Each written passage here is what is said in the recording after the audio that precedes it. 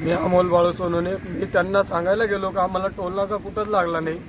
मी गाडीतून उतरताच मला त्यांनी दंड्यांनी मारायला सुरुवात केली, काही रोहांनी मारले, बेदन मोहस्तोर मारले मला।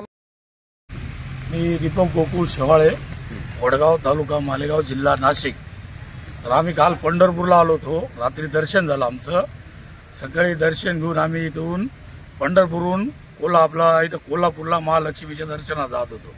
तर बोरगाव टोल नाक्यावर आमची गाडी अडवण्यात आली।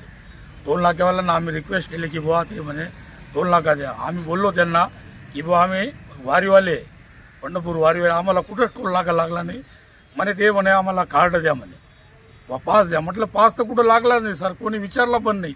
4 टोल नाके पास केले आम्ही, कोणी पास विचारला नाही। तर पास नाही म्हणे, टोल नाका द्यावाच लागेल, गाडी पुढे जाणार नाही। तेवढ्यात हा बोलला।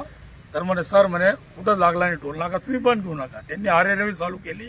आरेरा हा भाऊ खाली उतरला, हा बोलला की बुवा थोडं थांबा, आम्ही तुम्हाला रिक्वेस्ट करतो, कुठं टोल नाका लागला नाही।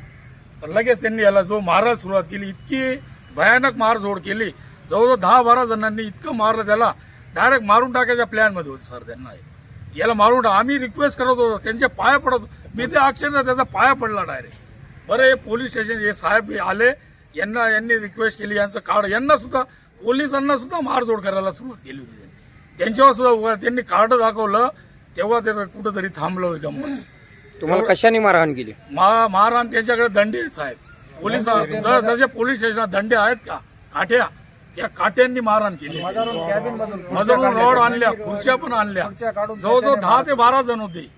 त्यांनी इतके, आम्ही त्यांना समजावला गेलो, आम्हाला म्हणजे तुम्ही शहाणपणा करा, तुम्ही बाजूला म्हणे।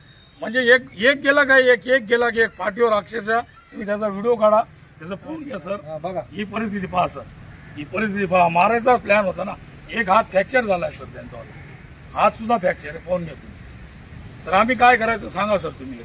एवढ्या दुरून यायचं नाही, एवढं जर अन्याय होत असेल तर काय फायदा काय सर?